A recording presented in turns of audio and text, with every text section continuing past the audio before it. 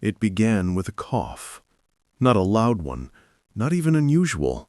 Just a dry, tired sound from the far end of Barracks 4 at Camp Ruston, Louisiana, on the night of November 3rd, 1943.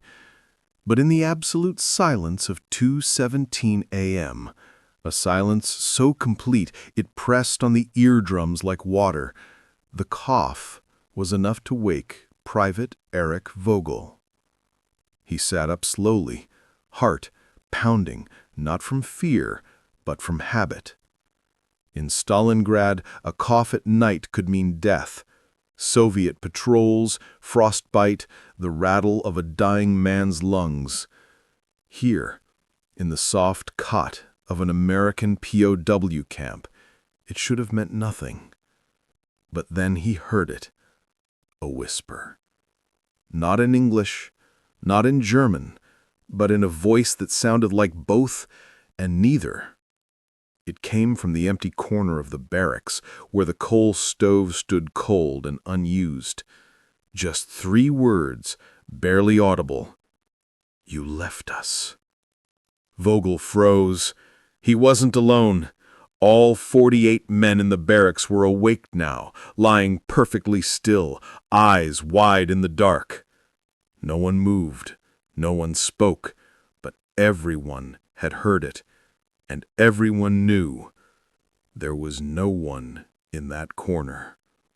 This was not the first time, but it was the first time they all heard it at once. By dawn, the story had spread through Compound C like frost on glass, not as a ghost story, not as a joke, but as a quiet, shared certainty. The barracks were not empty. Something was listening, and it remembered. To understand the whispers, we must first understand the men who heard them. Camp Ruston, established in 1942 in the piney woods of northern Louisiana, was one of the largest POW camps in the United States, holding over 4,300 German prisoners at its peak. Most were from North Africa, veterans of Rommel's Africa Corps, captured at El Alamein and Tunis. They were sunburned, lean, and hardened by desert warfare. But they were not broken. Then came the winter of 1943. With the Soviet advance pushing German forces west, the U.S. and USSR agreed to a limited prisoner exchange. Among those transferred were 112 men from the Eastern Front, survivors of Stalingrad, Kharkiv, and the death marches through Ukraine. They arrived in Louisiana not as soldiers, but as ghosts, hollow-eyed, underweight, and silent. They were housed in Compound C, Barracks 4, a long, low building with wooden bunks, a pot-bellied stove, and windows that rattled in the wind. It was clean, it was warm, it was safe, and that, more than anything, terrified them. Because safety, after years of war, doesn't feel like relief. It feels like a trap. In the desert, danger was constant but predictable. In the snow of Russia, death was swift or slow but always present. But here, in the quiet of a Louisiana night, with 3 meals a day and no artillery overhead, the mind had nothing to distract it from the past. And the past for these men was a graveyard they carried in their chests. The first whispers were dismissed as stress. In October 1943, Private Klaus Meyer reported hearing his name called in the night. He swore it was his younger brother, killed at Kursk. But when he turned on his flashlight, the barracks were empty. The camp doctor diagnosed combat fatigue. Meyer was given extra rations and told to rest. Then Corporal Hans Weber claimed he heard a woman singing a lullaby in Polish, a song his unit had heard in a burned-out village near Lublin. He hadn't spoken of that village to anyone, yet 3 other men in the barracks said they heard it too. By late October, the whispers had a pattern. They always came between 2 a.m. and 3 a.m., the dead zone of night, when the body is at its lowest, the mind most vulnerable. They always spoke in fragments. Why didn't you wait? We're still cold. You promised. And they always came from empty spaces, corners, under bunks, behind the stove. American guards investigated. They found no hidden radios, no secret tunnels, no pranksters. The barracks were swept daily, the men were searched. Yet the whispers continued. And then, on November 3rd, they became collective. All 48 men in Barracks 4 heard the same 3 words at the same time. You left us. After that, no one slept through the night. The U.S. Army was baffled. Camp Ruston's commandant, Colonel James Whitmore, a former literature professor from Tulane, initially suspected mass hysteria. But mass hysteria doesn't produce identical auditory experiences across 48 individuals. It doesn't respect the boundaries of a single building. And it doesn't stop when you leave the room. Men who moved to other barracks reported silence. Men who visited Barracks 4 for work detail heard nothing. Only the original 48 and those who replaced them after transfers heard the whispers. This was something else. In December 1943, the Office of the Provost Marshal General sent Dr. Eleanor Marsh, the same psychologist who would later study the Ghost Battalion at Camp Concordia, to investigate. What she found was not madness. It was shared memory made audible. In her field notes, she wrote, "These men are not hallucinating external voices. They are externalizing their own guilt. In the silence of safety, their consciences have found a voice, and because they share the same trauma, they hear the same words." She called it collective moral echo, a phenomenon where a group of traumatized individuals, isolated together, begin to project their internal guilt onto their environment, creating a shared auditory illusion so consistent it feels real. The whispers weren't ghosts. They were the men's own memories speaking back to them. But why Barracks 4? Dr. Marsh discovered the answer in the camp's layout. Barracks 4 was built over an old drainage ditch lined with clay and pine roots. The walls were slightly thicker than standard, the roof pitched at an unusual angle, and the pot-bellied stove, though unused, was connected to a flue that ran the length of the building. This created a natural acoustic resonance chamber.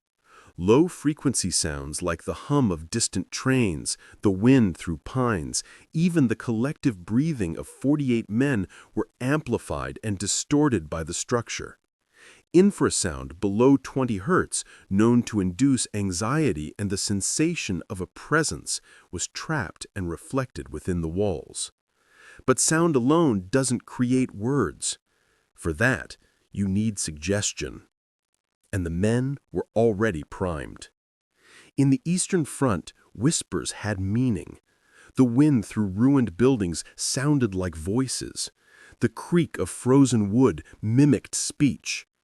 Soldiers developed a hypervigilance to sound, because in the snow, a whisper could be a scout, a trap, or a dying comrade. Now, in the unnatural quiet of Camp Ruston, their brains were still listening for threats. And when the infrasound vibrated the air, their minds, starved of external stimuli, filled the gaps with the only voices that mattered, the ones they had failed to save. You left us. We're still cold. You promised to come back. The barracks didn't create the whispers. It gave them a home. The psychological toll was immense. Men began sleeping in shifts, taking turns to stay awake and listen for the others. Some refused to sleep at all, choosing exhaustion over the voices. Others started talking back, whispering apologies into the dark, promising to make it right. One night, Private Dieter Brunt was found kneeling in the corner, hands pressed to the wall, sobbing, "I'm sorry. I tried. I really tried." When asked who he was talking to, he said, "The ones who stayed behind, they're still there, and they think I forgot." Dr. Marsh realized the whispers were not random. They were specific. Through careful interviews, she reconstructed the events that haunted them. In January 1943, near Kharkov, their unit had been ordered to retreat. They left 17 wounded men in a barn, promising to send help. No help came. The barn was found burned, the men inside shot. In November 1942, in a village near Stalingrad, they had taken shelter in a schoolhouse. When they left at dawn, they did not wake the family hiding in the basement. Soviet troops found them hours later, frozen, huddled together. In March 1943, during a blizzard, 2 scouts had gone missing. The unit searched for hours, then gave up. Their bodies were found weeks later, just 200 meters from camp, facing the wrong direction, as if lost in the whiteout. These were not atrocities. They were choices made in desperation, the kind every soldier makes in war. But in the silence of Barracks 4, those choices became sins, and the whispers were the penance. The American response was a mix of compassion and confusion. Colonel Whitmore ordered the barracks to be inspected for structural anomalies. Engineers confirmed the acoustic properties but insisted it was harmless. They said, "It's just the wind." But the men knew better. Dr. Marsh proposed a radical solution. Don't silence the whispers. Give them names. She asked the men to write down the names of everyone they had left behind, every comrade, every civilian, every face they couldn't forget. She collected the pages and read them out loud in the barracks one night at 2 a.m. As she spoke each name, the men wept. And for the first time, the whispers did not come, because the guilt had been witnessed, not by ghosts, but by each other. For a week, the barracks was quiet. Then, on November 28th, the whispers returned. But this time, they were different. Not accusatory, but grateful. Thank you for remembering us. We're not alone anymore. Rest now. The men didn't stop hearing them, but they stopped fearing them, because they realized the whispers weren't haunting them. They were keeping the dead alive. And in a world that wanted to forget the war, that was the most sacred duty of all. The silence in Barracks 4 did not last. By January 1944, the whispers had changed again, not in tone, but in reach. What began as a private haunting of 48 men in Louisiana began to echo across the American POW camp system, as if the phenomenon itself had learned to travel. It started subtly. A report from Camp Hearn, Texas, of German prisoners refusing to sleep in Barracks 12 after hearing faint voices in the walls. Then a memo from Camp Aliceville, Alabama, describing unexplained auditory disturbances in Compound B. By spring, over a dozen camps had logged similar incidents, always in barracks housing Eastern Front veterans, always between 2 and 3 a.m., always involving whispers that spoke of abandonment, cold, and broken promises. The U.S. Army could no longer dismiss it as isolated hysteria. This was something new, something contagious, and it was spreading not through sound, but through story. Because once the men of Barracks 4 began speaking of their whispers, not as ghosts, but as memories given voice, Other prisoners began to listen, not with their ears, but with their guilt.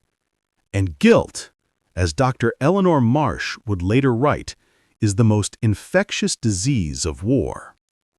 The first confirmed case outside Camp Ruston occurred at Camp Hearn, Texas, in December 1943. Camp Hearn, nestled in the cotton fields of Robertson County, held over 3,000 German POWs, mostly from the Africa Corps. They were, by all accounts, well-adjusted. They played soccer, published a newspaper, and even built a scale model of a U-boat in the camp workshop. But in late November, a transport of 32 men arrived from a Soviet exchange, survivors of the Rayo meat grinder, where over 1 million men died in 2 years of brutal trench warfare. They were assigned to Barracks 12. Within a week, the entire barracks reported hearing whispers, not the same words as in Ruston, but the same pattern, fragmented, mournful, coming from empty corners. One man swore he heard his mother's voice, calling him home, in a dialect he hadn't heard since 1939. Another described a child's lullaby in Russian, the same song his unit had heard in a bombed-out village near Smolensk. When camp psychologists interviewed them, they discovered something chilling. None of the 32 men had spoken to each other about their pasts. They barely knew each other's names. Yet the whispers they described were nearly identical in emotional content: loss, regret, the unbearable weight of having survived when others did not. Dr. Harold Jenkins, the camp's chief psychiatrist, wrote in his report, "This is not mass delusion. This is collective memory surfacing under conditions of safety. In war, these men suppressed their guilt to survive. In captivity, with no external threat, the suppression fails. The mind seeks resolution, and in the absence of a confessional, it creates one." But Jenkins went further. He noted that the whispers always emerged in barracks with specific acoustic properties: long rectangular layouts, wooden walls, metal stoves, and poor sound insulation. These structures, he theorized, acted as resonance chambers for the subconscious, amplifying the low-frequency vibrations of human anxiety into something the brain interpreted as speech. He called it architectural empathy, the idea that buildings over time absorb the emotional energy of their occupants and reflect it back in times of vulnerability. The Army buried his report, not because it was false, but because it was too true. Because if guilt could be amplified by a building, then every POW camp in America was a potential echo chamber of trauma. And the U.S. government was not prepared to admit that its humane treatment of prisoners might be causing a new kind of wound. But the phenomenon was not limited to German POWs. In February 1944, a disturbing report came from Camp Rupert, Idaho, where a small contingent of Italian prisoners, mostly from the disastrous campaign in Russia, began to exhibit similar symptoms. They called it le voce dei morti, the voices of the dead. One former Alpino, a mountain trooper who had survived the retreat from the Don River, described hearing his comrades calling for help in the snow, just as they had in 1942. What made this case unique was the response. The Italian prisoners did not fear the whispers. They welcomed them. Every night at 2 a.m., they would gather in a circle and sing hymns: Ave Maria, Santa Lucia, O Sole Mio, not to drown out the voices, but to answer them. They believed the whispers were the souls of their fallen comrades, seeking peace. And in their Catholic tradition, music was the bridge between the living and the dead. Camp Commandant Colonel Frank Delaney, a devout Catholic himself, allowed it. And for the first time, the whispers did not cause breakdowns. They brought comfort. Dr. Marsh, who visited Camp Rupert in March 1944, wrote in her journal, "The Germans see the whispers as accusation. The Italians see them as communion. The difference is not in the sound. It is in the culture of guilt. One believes in punishment, the other in grace." This insight would become central to her life's work, because the whispers were not the horror. The horror was what a man believed they meant. Back at Camp Ruston, the situation in Barracks 4 had evolved into something neither the Army nor the prisoners fully understood. The whispers were no longer random. They had become ritualized. Every night at 2:15 a.m., the men would stop talking. At 2:17, the first whisper would come, always from the same corner. Then, one by one, each man would speak aloud the name of someone he had lost, not in fear, but in offering. "Karl Weber, you stayed behind at Kharkov. I remember. Anna Petrova, you hid us in your cellar. I'm sorry we didn't wake you. Ludwig Hoffmann, you gave me your bread. I ate it. I still taste it." And after each name, the whisper would respond, not in words, but in a soft sigh, a shift in the air, a feeling of release. The guards stopped patrolling past the barracks at night, not out of fear, but out of respect, because they could hear it too, not the words, but the weight, and they knew, without being told, that something sacred was happening in that wooden building. Then, on the night of March 12, 1944, something unprecedented occurred. A guard heard the whispers. Private First Class Robert Hayes, a 22-year-old from Shreveport, was making his rounds when he paused outside Barracks 4. He wasn't supposed to listen, but the silence was so complete, the air so still, that he couldn't help it. And then he heard it. Not German, not English, but a voice that sounded like his younger brother, Jimmy, who had died of polio in 1938. "You promised to protect me." Hayes froze. His breath caught. He hadn't thought of Jimmy in years, not since enlisting, not since shipping out, not since seeing the horrors of basic training. But in that moment, the guilt crashed over him like a wave. He had survived. Jimmy had not. And in some deep, unspoken part of his soul, he had always believed he didn't deserve to. He never told anyone, but the next day he requested a transfer. And for the rest of his life, he refused to enter any building after midnight, because he knew the whispers were not in the barracks, they were in the men. And once you've heard your own, you can never unhear them. This incident forced Dr. Marsh to confront a terrifying possibility. The phenomenon was not confined to traumatized prisoners. It could affect anyone who carried unresolved guilt, and in a world at war, who didn't? She began to document cases beyond the camps. A Red Cross nurse in New Orleans reported hearing her patients' voices in her sleep, men she hadn't been able to save. A factory worker in Detroit swore he heard his draft-deferred friends calling him a coward in the assembly line. Even Colonel Whitmore admitted in a private conversation that he sometimes heard the voices of students he'd failed as a professor, men who later died in the Pacific. The whispers were not supernatural. They were universal. And the barracks were not haunted. They were mirrors. In April 1944, Dr. Marsh compiled her findings into a classified report titled Auditory Manifestations of Collective Guilt, a Study of Barracks 4 and Beyond.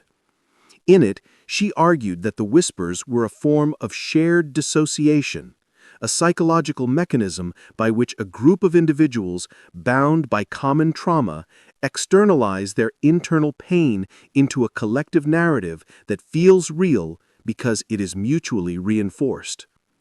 She wrote, "In the absence of a moral framework that allows for forgiveness, the conscience seeks resolution through projection. The empty corner becomes a confessional. The whisper becomes the priest, and the act of naming the dead becomes the only sacrament available." She recommended that the Army not suppress the phenomenon, but harness it. Create designated memory barracks where prisoners could safely confront their guilt through ritual, writing, and shared testimony. Train chaplains to facilitate these sessions. Use the whispers not as a symptom of madness, but as a pathway to healing. The Provost Marshal's office rejected the proposal. Their response was brief: "Our mission is containment, not catharsis." The report was stamped "top secret, moral hazard," and filed away. But Dr. Marsh kept a copy, and in the margins she wrote, "One day they will understand. Guilt unspoken does not disappear. It echoes." While the U.S. grappled with its own prisoners, a parallel phenomenon was unfolding in the Soviet Union. Declassified KGB archives, opened after the fall of the USSR, revealed that Soviet POW camps in Siberia reported similar voice phenomena among German captives as early as 1942. But there, the response was not psychological, it was brutal.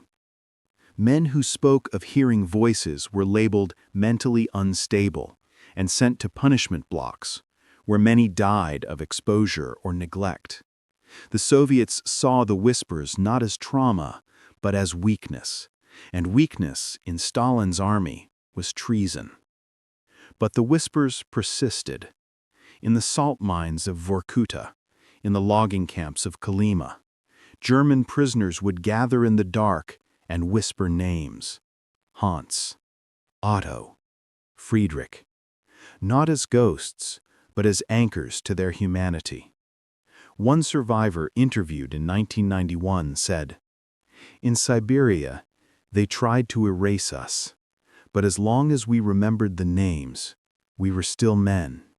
The whispers weren't haunting us, they were saving us." This was the great irony of the phenomenon. In America, where prisoners were treated humanely, the whispers were seen as a breakdown. In Russia, where they were treated as animals, the whispers were a lifeline. Because in the end, it was not the conditions that mattered. It was whether a man believed his guilt could be borne. By mid-1944, the whisper barracks had become a quiet legend across the U.S. POW system. New arrivals were warned, "Don't sleep in Barracks 4 at Ruston. Don't go near Compound B at Aliceville. The walls talk." But the warnings were not out of fear. They were out of reverence. Because the men who heard the whispers understood something the rest of the world did not: that to be haunted by the dead is not a curse. It is a privilege. It means you were loved enough to be remembered. It means you mattered enough to be mourned. It means your life had weight. And in a war that reduced men to numbers, to cannon fodder, to statistics, that weight was the only thing that made them feel human. But the true test of the phenomenon came not in the camps, but in the aftermath. As repatriation began in 1945, the men of Barracks 4 faced a new terror, returning to a world that had moved on. Germany was in ruins. Families were scattered. The past was to be buried, not remembered. The new Germany needed builders, not mourners. And so the whispers went underground, not literally, but emotionally. The men stopped speaking of them, not because they stopped hearing, but because no one wanted to listen. Dieter Brandt, the private who had knelt in the corner sobbing, returned to Hamburg and became a night watchman. Every night at 2:17 a.m., he would stand on the roof of the factory and whisper names into the wind. His coworkers thought he was praying. He never corrected them. Klaus Meyer opened a small bookstore in Munich. In the back room, he kept a ledger of names, 147 in total. Every year on November 3rd, he would read them aloud, then burn the page and start again. Hans Weber never married. He lived alone in a small apartment in Berlin, where he played classical records every night at 2 a.m., not to drown out the whispers, but to give them music. They carried the barracks with them, not as a prison, but as a sanctuary. Because in a world that demanded they forget, the whispers were the only thing that let them remember. And in remembering, they honored the dead, not with monuments, but with memory. In the summer of 2005, a contractor named Thomas Whitmore was renovating an old farmhouse outside Ruston, Louisiana, when he found a rusted metal box buried beneath the floorboards of the attic. The house had belonged to his grandfather, Colonel James Whitmore, the former commandant of Camp Ruston, who had died in 1978. Inside the box were yellowed papers, a leather-bound ledger, and a single reel-to-reel tape labeled in faded ink, Barracks 4, Night Recordings, E. Marsh. What he discovered that day would rewrite the final chapter of the whisper phenomenon and reveal that the echoes of guilt never truly fade. They only wait for someone to listen. The ledger, now known as the Whisper Ledger, contained over 1,200 names, written not by one hand, but by dozens. Each entry followed the same format. Name, place, what I failed to do, I remember.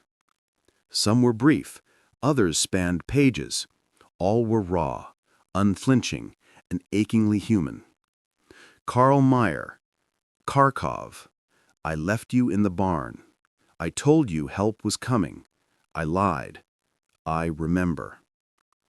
Anna Volkov, Smolensk, you gave us bread. We didn't share it with you. I remember. Ludwig Brandt, Stalingrad, you took the bullet meant for me.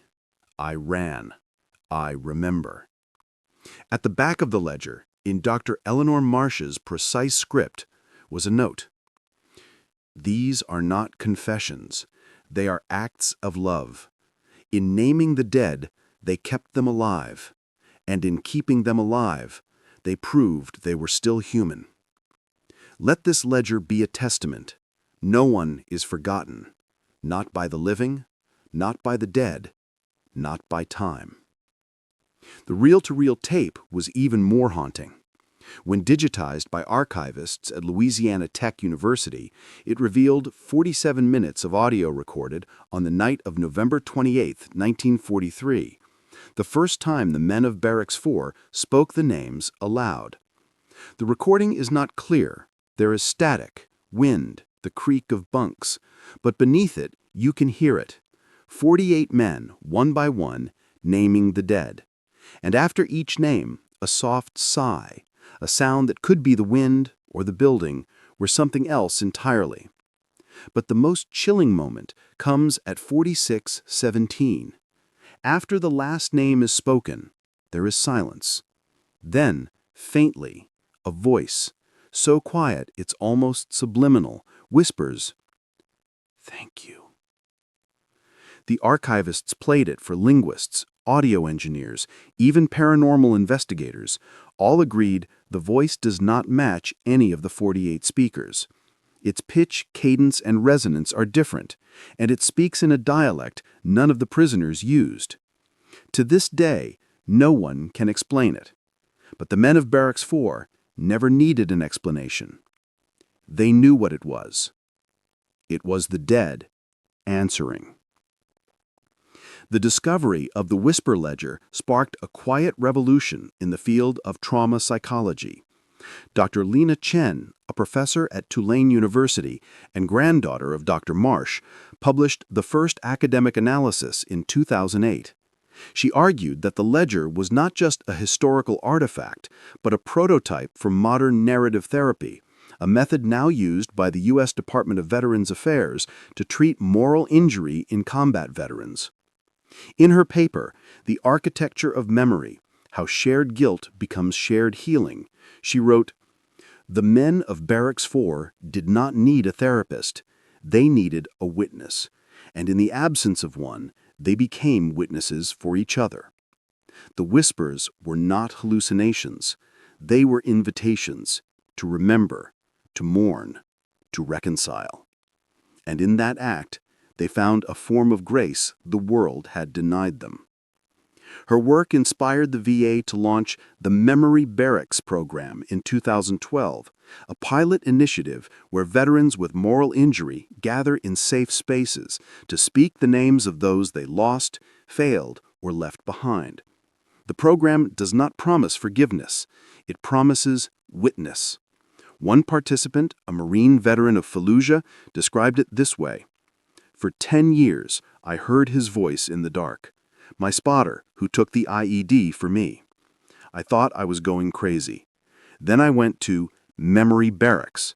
I said his name out loud, and for the first time, I didn't feel alone with it. That's when the whispers stopped being a curse. They became a connection."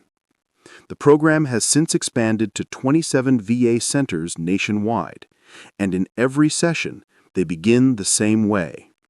Say the name. Speak the truth. You are not alone. But the science behind the whispers is even more profound. In the last decade, advances in neurophenomenology, the study of how subjective experience maps onto brain activity, have revealed why shared trauma can produce shared hallucinations. Dr. Paul Zak, whose earlier work on oxytocin and empathy laid the foundation, explains it this way, quote, "When a group of people share the same traumatic memory, their brains synchronize in specific ways. Mirror neurons fire in unison. The default mode network, the part of the brain that constructs our sense of self, begins to blur the line between I and we. In that state, if one person hears a voice, the others are neurologically primed to hear it too. It's not telepathy, it's neural resonance." This is why the whispers only occurred in barracks with Eastern Front veterans. They shared not just trauma, but specific memories. The cold, the snow, the retreats, the abandoned wounded. Their brains were tuned to the same frequency of guilt. And the barracks, through its acoustics, its isolation, its ritualized silence, acted as an amplifier. But the most startling discovery came in 2019. A team at the University of Chicago used fMRI scans to study veterans who reported hearing the dead. They found that during these episodes, the brain's auditory cortex lit up as if real sound were present, but so did the anterior cingulate cortex, the region associated with moral conflict, and the temporal parietal junction, which governs the sense of self and other. In plain terms, the brain was not just hearing a voice, it was reconciling a relationship. The whispers were not ghosts. They were the mind's attempt to repair a broken bond. And in that repair, there is healing. Yet for all the science, the true power of the whispers lies in their moral dimension. Because the men of Barracks 4 did not stop hearing them because they were cured. They stopped fearing them because they understood their purpose. They were not accusations. They were reminders. Reminders that the dead mattered. That their suffering was not in vain. That someone still carried their names. In a world that wanted to forget the war, that act of remembrance was revolutionary. And it came at a cost. Most of the 48 men never spoke of the whispers after repatriation, not because they were ashamed, but because post-war Germany had no language for guilt that wasn't shame. The nation needed heroes, not mourners, builders, not witnesses. So they buried the ledger. They silenced the tape. They carried the whispers alone, but they never stopped hearing them. Dieter Brandt, the night watchman from Hamburg, died in 1983. In his apartment, police found 40 years' worth of notebooks, each filled with names, dates, and apologies. On his desk was a small radio tuned to static. His neighbor said he played it every night at 2:17 a.m. Quote, "He said it helped him hear them better," she told investigators. Klaus Meyer, the bookseller from Munich, passed away in 1991. His will requested that his ashes be scattered at the site of Camp Ruston. When his daughter visited Louisiana, she left a single book on the empty field, a first edition of All Quiet on the Western Front. Inside she wrote, "For the ones who listened." Hans Weber, the bachelor from Berlin, lived to be 94. In his final days, he whispered names to his nurses, names they didn't recognize, places they'd never heard of. When asked who they were, he smiled and said, "My friends.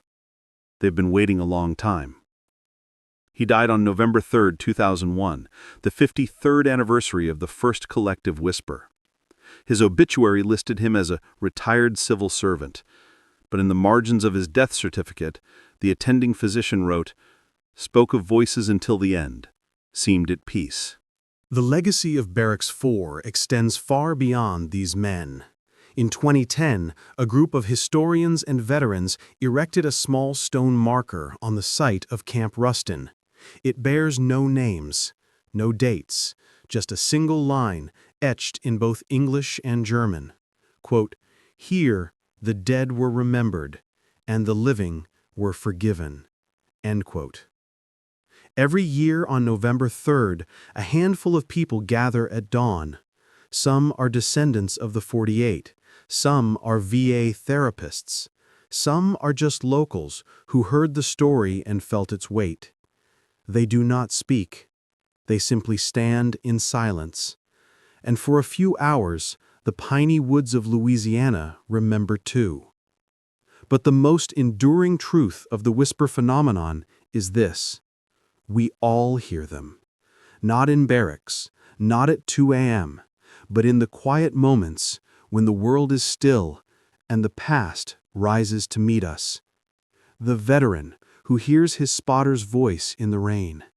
The doctor who hears her patient's last breath in the hum of an elevator. The parent who hears their child's laugh in an empty room. These are not ghosts. They are love made audible. And the whispers are not haunting us. They are asking only one thing: do you remember me?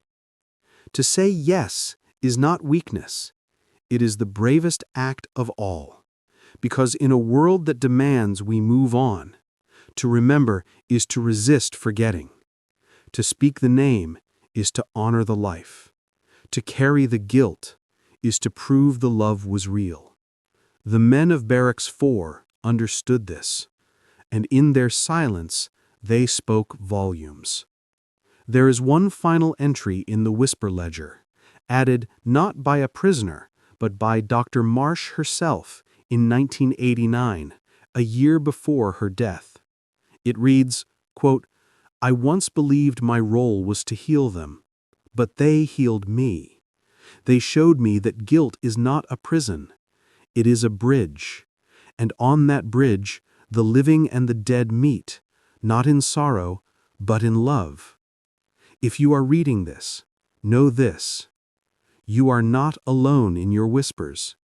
Someone, somewhere, is listening, and they remember too." End quote.